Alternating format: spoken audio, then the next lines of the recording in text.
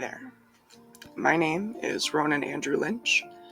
I am 22 years old and I've had a lung disease for almost 10 years. I was sent to a behavioral boarding school in Sheridan, Wyoming, for reasons that I still don't agree with to this day.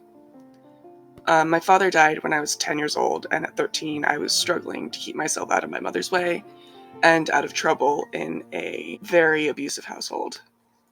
While I was at that school, I was verbally and mentally abused by the staff, as were many of the other kids there.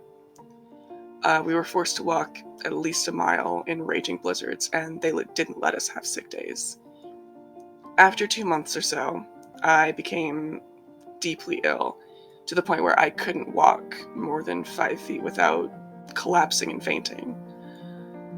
I tried to convince the staff that I was too sick to go out in the snow, but they forced me and accused me of lying to get out of class.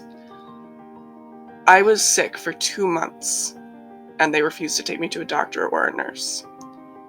On May 29th at 6 a.m., my mother woke me up in our hotel room and rushed me to the emergency room.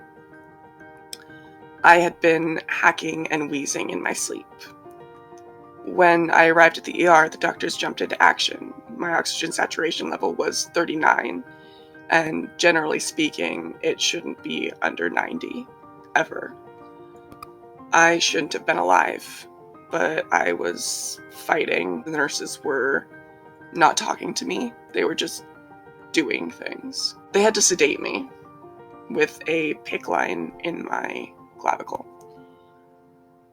I remember feeling rain on my face while they wheeled me out to the plane to lift me to Billings, Montana.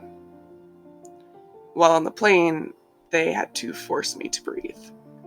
But I remember looking at the sky, and I remember thinking that it wouldn't be so bad if I died.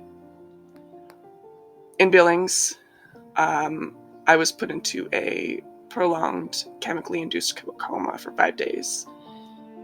I woke up with a breathing tube down my throat, and the first thing that I said to my family once it was out was that I could feel my dad there.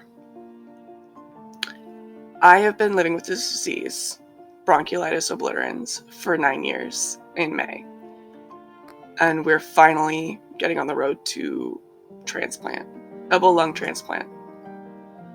The transplant centers in Seattle, Denver, and Salt Lake City all have my file, and at this point I will be waiting to hear back. I'm going to try to upload weekly videos about my disease, Q&As, and general transplant journey. I hope you all enjoy it. I have a couple questions that were sent in, like the one from my husband, who says, "Can I kiss them better?" No, unfortunately you can't. I wish you could, and you're welcome to try. I have a couple from some friends. My friend Corvus asked, "Has treatment been relatively easy or difficult to find, and why?" Treatment has been difficult to find because I'm one of the only people my age who has this disease. Finding doctors who even know anything about it or are willing to learn has been the most difficult part, I think. And my diagnosis is a blanket diagnosis, so they don't know exactly what's wrong with me. Just that's the closest they could find. They also asked, how does it affect your daily life, and do the effects fluctuate day to day? I don't know if they fluctuate per se.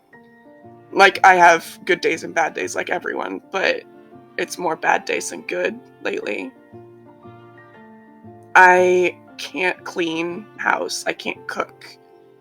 I can't stand for very long. I struggle walking to the bathroom and back, and that's maybe 20 feet. In my teen years, I used to be able to go without my oxygen all day, but Since I was about 19, I've had to wear it all the time.